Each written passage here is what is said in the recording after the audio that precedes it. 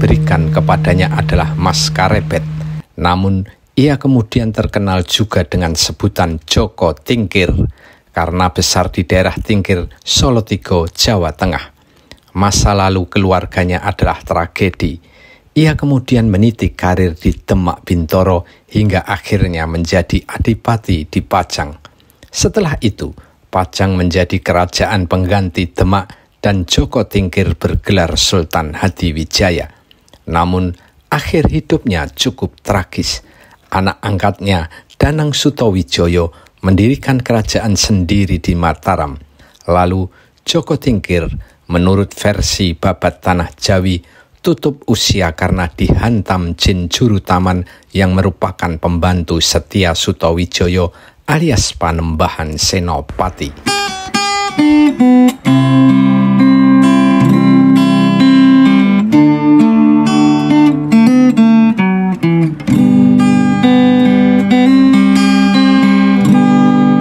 Setelah hancurnya Majapahit pada awal abad ke-16, terutama tahun 1527, kekuasaan di Jawa Tengah dan sekitarnya beralih ke Kerajaan Demak. Namun, di sisi timur Gunung Merapi, terdapat sebuah kadipaten tinggalan Kerajaan Majapahit yang memiliki pengaruh kuat, yakni Pengging. Pengging adalah tanah pemberian Raja Majapahit Brawijaya V kepada Andayaningrat yang sukses menaklukkan Blambangan dan Bali. Ia tewas dalam sebuah pertempuran dan meninggalkan dua putra, yakni Kebo Kanigoro dan Kebo Kenongo. Namun, Kebo Kenongo lah yang meneruskan kepemimpinan di Pengging, sedangkan Kebo Kanigoro memilih bertapa di Gunung Merapi dan dikisahkan meninggal dunia di sana karena terbakar kawah. Kebo Kenongo merupakan murid Syekh Siti Jenar, ulama yang dianggap bid'ah oleh Demak. Kebo Kenongo alias Ki Ageng Pengging bersama Ki Ageng Butuh, Ki Ageng Ngerang, dan Ki Ageng Tingkir merupakan murid utama Syekh Siti Jenar dan telah berikrar dalam ikatan persaudaraan rohani. Karena dianggap bid'ah, Syekh Siti Jenar akhirnya dihukum mati, sedangkan murid-muridnya dianggap sebagai ancaman oleh Demak. Terlebih lagi, Kebo Kenongo yang menguasai Pengging dianggap akan mengganggu kekuasaan Demak. Demak beranggapan ing Pengging tilas kabupaten sarta kapernah santono dening Sultan Demak mbok menawi amikir sumejo jumeneng ratu. Artinya, Pengging bekas kabupaten, lagi pula ia masih kerabat Sultan Demak, mungkin ia berpikir menjadi raja. Maka Kesultanan Demak di bawah Raden Patah memanggil Kebo Kenongo 2 kali untuk menyatakan ketaatan dan pengabdian kepada Demak. Namun, Kebo Kenongo atau Ki Ageng Pengging menolak ke Demak, sedangkan 3 saudara rohaninya, Ki Ageng Tingkir, Ki Ageng Ngerang, dan Ki Ageng Butuh sudah bersedia tunduk kepada Demak. Pengging pun tegang, sementara istri Joko Kenongo alias Ki Ageng Pengging sedang hamil tua. Lalu Joko Kenongo mengumpulkan ketiga saudara rohaninya, Ki Ageng Tingkir, Ki Ageng Butuh, dan Ki Ageng Ngerang ke Pengging dalam sebuah pertunjukan wayang beber. Pada pertunjukan wayang itu, istri Ki Ageng Pengging melahirkan bayi laki-laki. Pada saat itu, ada angin besar yang menerpa layar wayang beber hingga berkelebat dan menimbulkan suara karebet. Maka Ki Ageng Tingkir memberi nama putra Ki Ageng Pengging dengan nama Mas Karebet.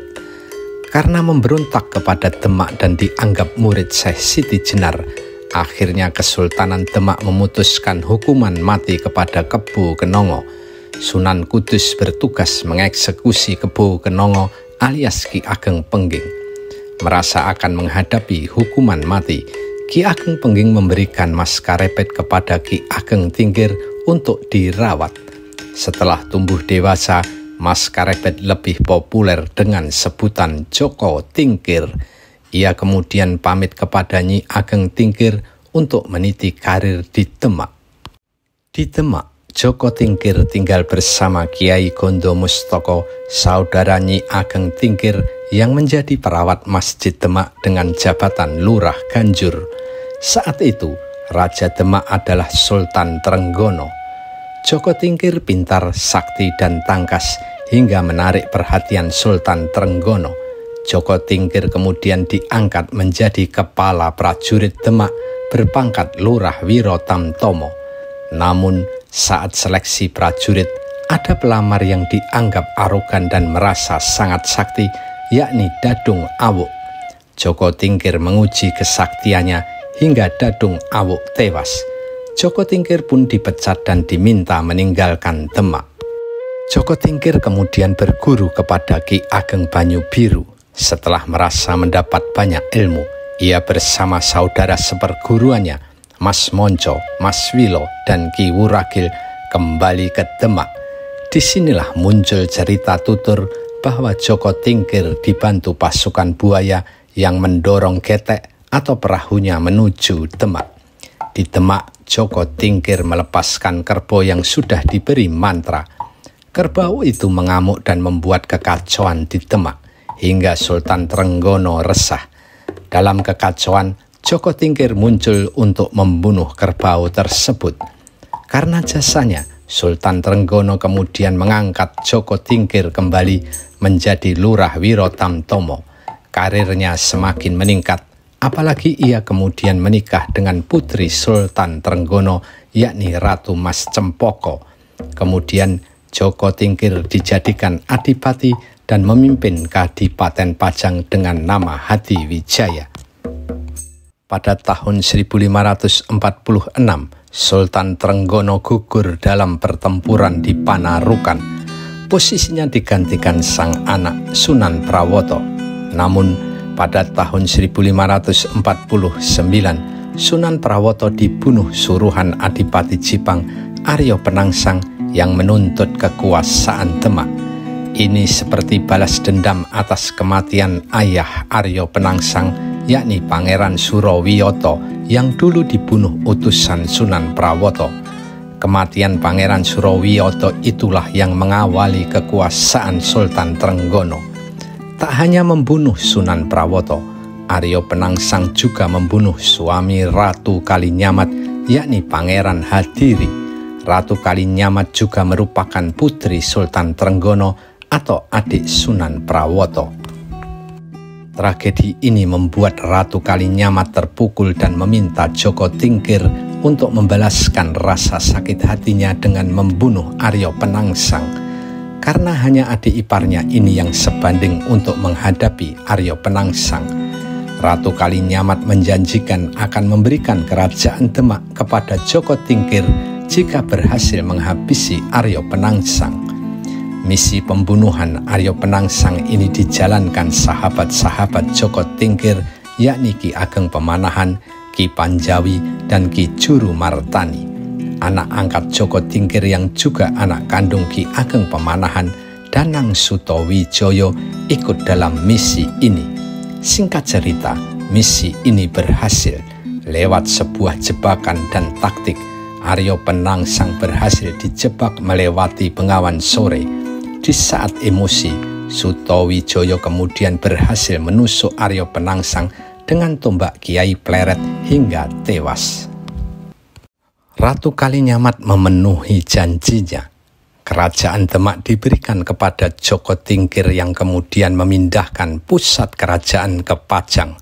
Sejak itu, Joko Tingkir menjadi raja dengan gelar Sultan Hadiwijaya.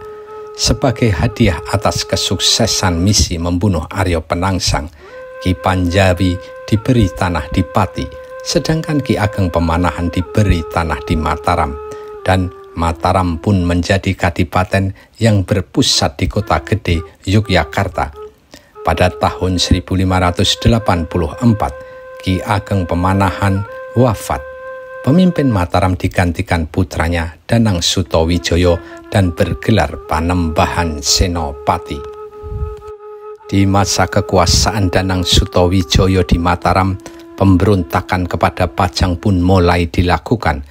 Ia mencegat upeti dari Kedu dan Bagelen untuk kerajaan Pajang agar diberikan kepada Mataram. Bahkan Danang Sutawijaya kemudian mengembangkan Mataram sebagai kerajaan. Ini yang membuat Sultan Hadiwijaya marah kemudian mengirim pasukan ke Mataram. Namun konflik dengan anak angkat itu tak berlarut-larut menjadi perang besar karena pasukan Pajang kemudian ditarik mundur. Pada tahun 1586, Panembahan Senopati memproklamirkan Mataram sebagai kerajaan. Setahun kemudian, 1587, Sultan Hadiwijaya alias Joko Tingkir meninggal dunia. Dikisahkan Sultan Hadiwijaya meninggal dunia karena sakit. Namun Babat Tanah Jawi menceritakan Sultan Hadiwijaya dibunuh jin juru taman pembantu setia Danang Sutawijaya alias Panembahan Senopati. Ia memukul dada Sultan Hadiwijaya hingga terjatuh dan akhirnya wafat. Sejak itu, kerajaan Mataram makin besar dan Pajang dipimpin menantu Joko Tingkir, yakni Arya Pangiri. Sementara putra Sultan Hadiwijaya, Pangeran Benowo, dijadikan adipati di Jipang. Tak terima hanya dijadikan adipati, Pangeran Benowo kemudian bersekutu dengan Panembahan Senopati dan berhasil mengalahkan Arya Pangiri serta merebut Pajang pada tahun 1588. Sejak itu, Pajang dipimpin Pangeran Benowo, putra Sultan Hadiwijaya, namun kedudukannya di bawah Mataram. Hanya setahun berkuasa, Pangeran Benowo menyerahkan Pajang kepada Panembahan Senopati. Sejak itu pula, pengaruh Pajang semakin menurun dan digantikan Mataram yang semakin menjadi kerajaan besar. Bahkan ketika Mataram dipimpin Raja Sultan Agung Hanyokrokusumo, Pajang yang mencoba memberontak diberantas pada tahun 1618. Seperti dikutip sejarawan Belanda H.C. de Graaf dari catatan Hageman, sejak itu Pajang diratakan dengan tanah.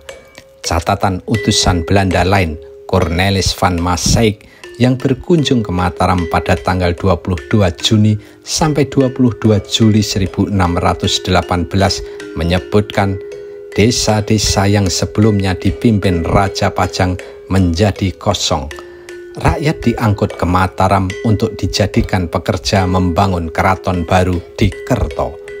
Itu sebabnya sisa-sisa kerajaan Pajang bisa dikatakan musnah. Hanya ada ompak batu yang diperkirakan bekas bangunan keraton Pajang yang kini dirawat masyarakat di Dusun 1, Desa Makam Haji, Kecamatan Kartosuro, Kabupaten Sukoharjo. Dulu pusat kerajaan Pajang di masa Joko Tingkir alias Sultan Hadiwijaya diperkirakan meliputi daerah yang kini menjadi Kelurahan Pajang, Kecamatan Lawean Surakarta, dan Kecamatan Kartosuro, Sukoharjo.